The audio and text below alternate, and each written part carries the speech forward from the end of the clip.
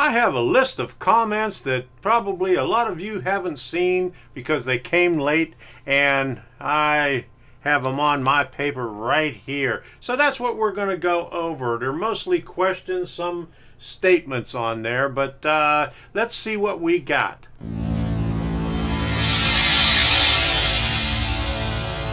I'm Tom Kovichak, and this is Tom's Trains and Things. This channel was created to help other modelers who are in need of guidance in pursuing their dream of building a model railroad. And a lot of times I have a lot of questions from new modelers that they need things clarified.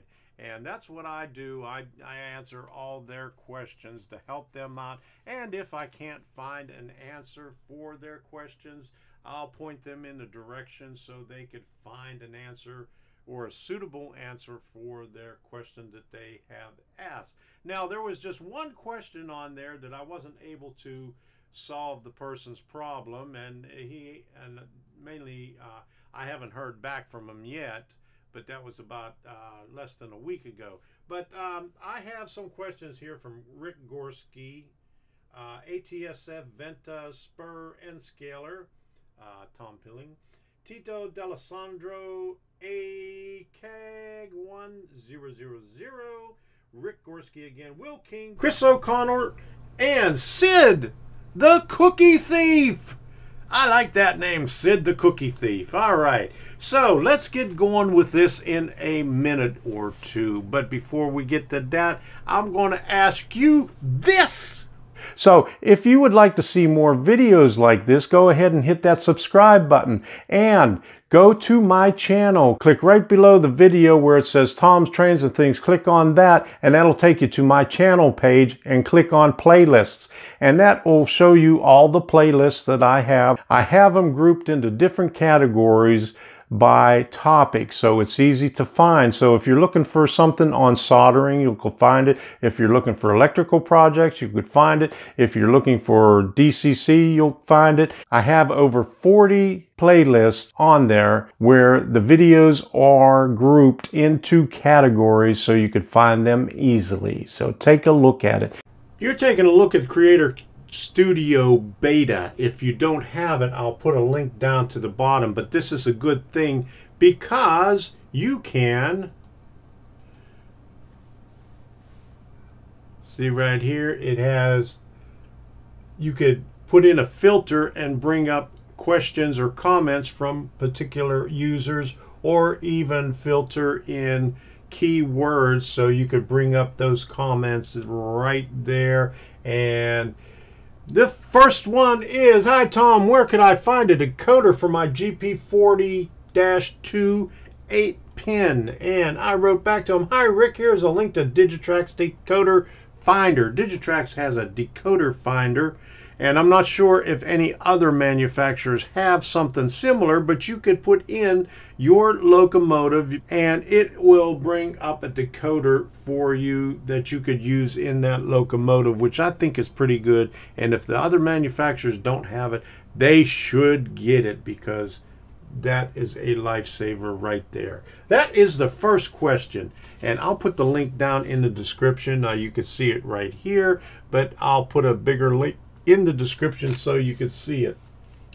Now he's had another one. What do you do power my bus wires? Okay, what do I use to power my bus wires? Do I need a different source? If I hook my command center directly to the track, I am confused. Well, Rick, yes, it's obvious that you are starting out with DCC, and you don't run it directly to your track. You run a bus wire underneath your track. Best practice is to solder your feeders onto your bus wires and solder them on the track anywhere. You could put them on the outside of the rail and inside of the rail, and even on the rail joiners if you like to do it that way. Okay, season's festive greetings.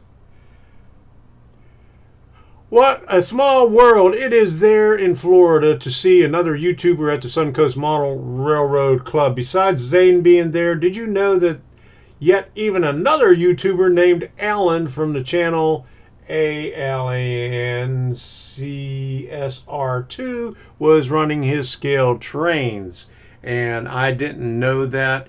And the way that Zane found me is because I had this t-shirt on, and on the back of it, it says YouTube, and it says Model Railroading for Beginners. That's how he found me. And if you watch the video from the train show, you could see while I'm videoing, he found me and introduced himself. But anyway, I didn't know that the other guy was on here. I watched his video and I subscribed to him, and hopefully he'll be at the Tampa train show, and that video will be out on Saturday. And I think that's the only one from ATSF Ventaspur, Tom Pilling. Okay, let's try Tito. And we'll put a Tito up here. T-I-T-O. All right.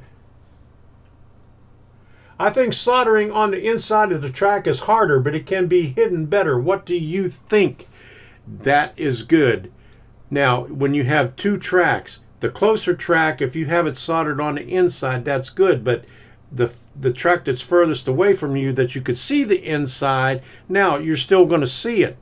So if you want to hide your solder joints, you could do one on the inside and one on the outside.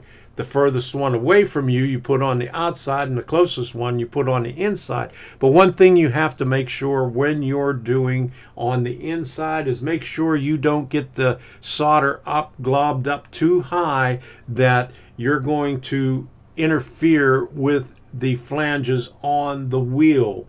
So you don't come over and bump over top of it once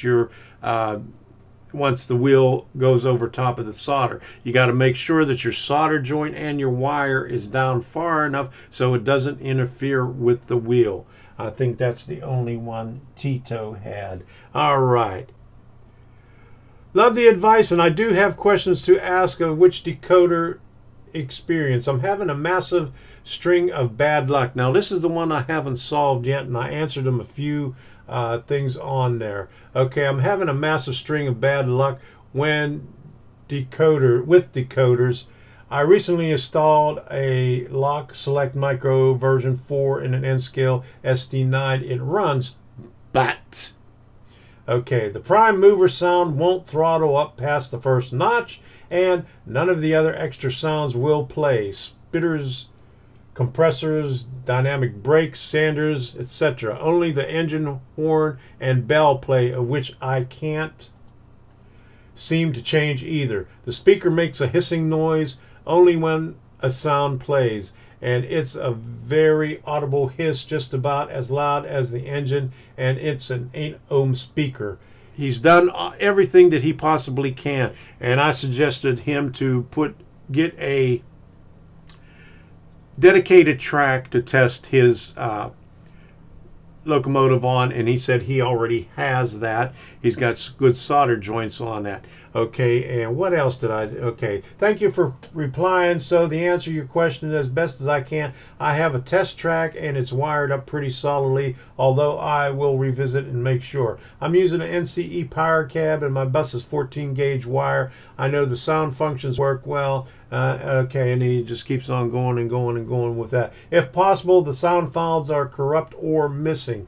If you can interface with your computer, there is a program, Sound Pro, that comes with JMRI, where you can check your sound files on your locomotive.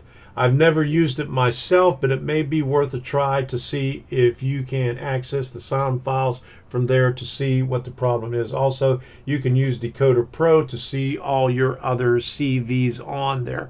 Now, he hasn't written me back, and that was, 4 days ago.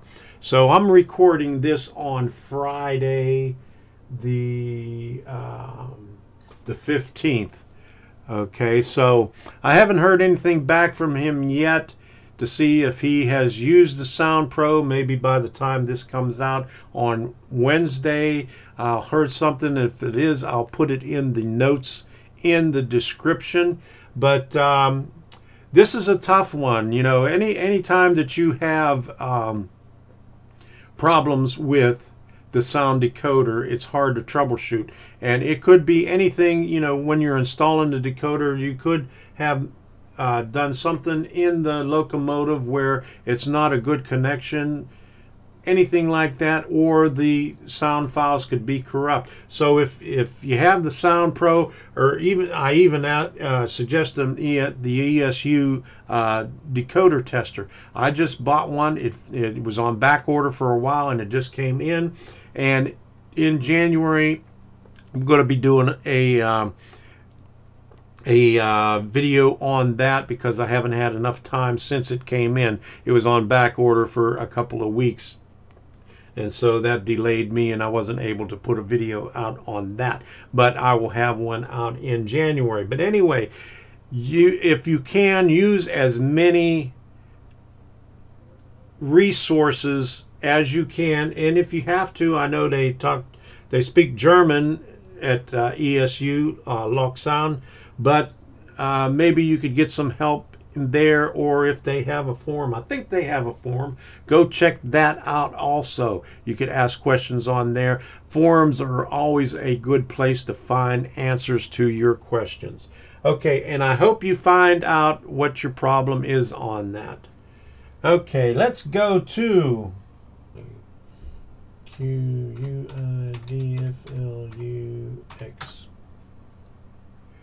Why did you use liquid flux on the rail? Okay, on the previous one I used the paste flux. You use paste on the rail. I have been using paste on both. You also showed different wattage irons. What would you use for track bus connections? Great video, and thanks for the information on the PM42. Okay, I used liquid flux. I originally purchased it so I could do the video on the surface mount LED, and I've been reading a lot about the liquid flux, so I thought I would get it for that and also use it on my rail, and it works a lot better. I mean, even the paste flux, once you get it hot, it spreads out, but the liquid flux spreads out, you know, just as you put it on, so you could actually see where it's actually flowing, and it gets into the little cracks and crooks and crannies and all those little places. But anyway, he said, I also showed 3 different wattage irons. I think it was a 25, 33, and a 40 watt iron. Okay, I use the different irons for different reasons, and basically it was the temperature, you know, obviously the 20 watt iron was very small with a small tip, and it doesn't get as hot as the 40 watt iron. So depending on the size of what you're trying to heat up is why you use different size irons. Now, since then I got a digitally controlled soldering station, and so with that I could better control the temperature, and I have several different tips, so I don't need to be pulling out different size irons. But even with the 33 watt iron, I could do the small feeder wires on the track and solder the feeder wires to the bus wires using a heavier solder. I showed that in one of the older videos that I have. Well done on 3K. Just a suggestion, mate. Be interesting if you did a poll on where people are in the world that watch your videos. You know, and what I responded to him is I could find that in analytics. It breaks it down to country, and even in the United States it breaks it down into the states. I get most of my views from California, Pennsylvania, Florida, and Illinois.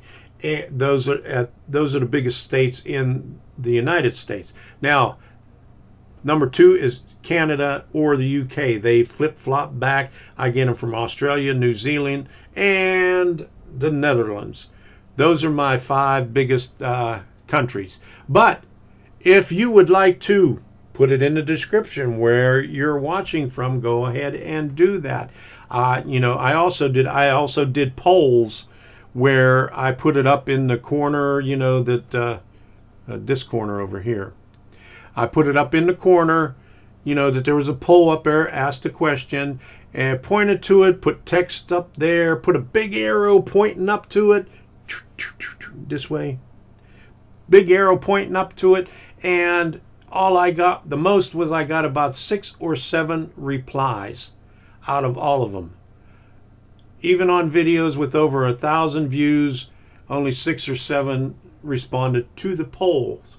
And all those info cards that we put up there, I mean, I put at least 4 or 5 of them up there in every video, and I hardly get any clicks on them because people do not click on those little info cards up there. And even what's worse, on the end screen, they hardly ever click on those also. So as far as here, hardly anybody ever clicks on it. So Chris, I hope that answers your question there.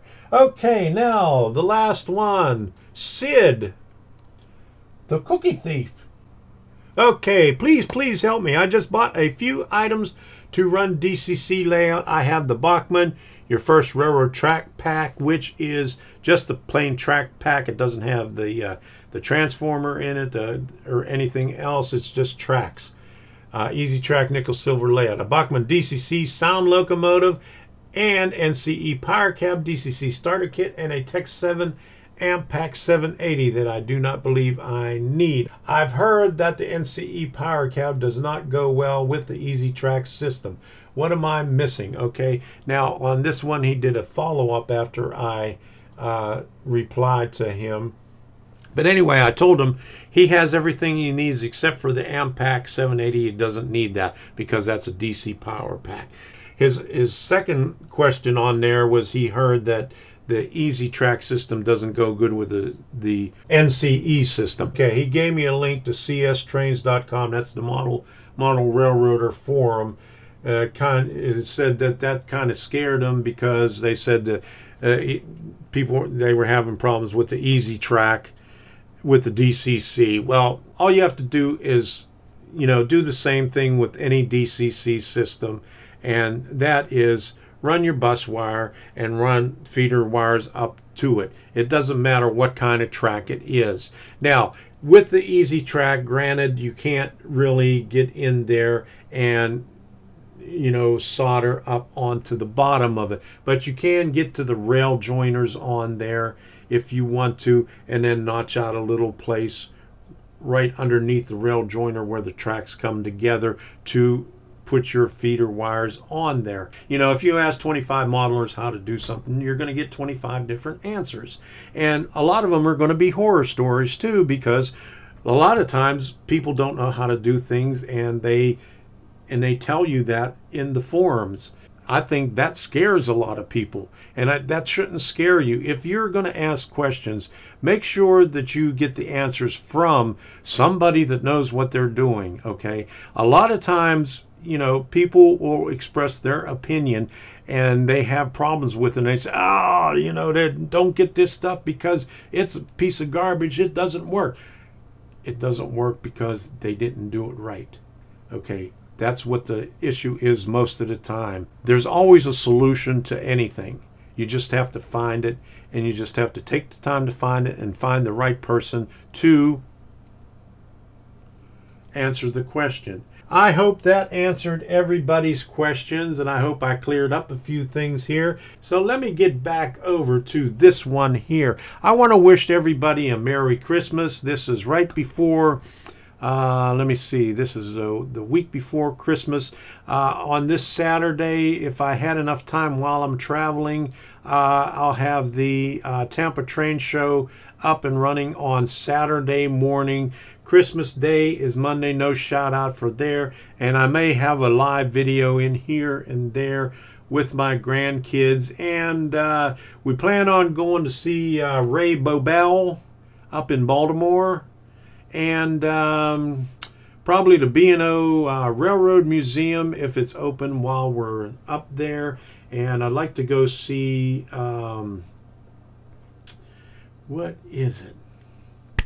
It got flooded out a couple of years ago, and I can't even think of it now. It's an old B&O train station.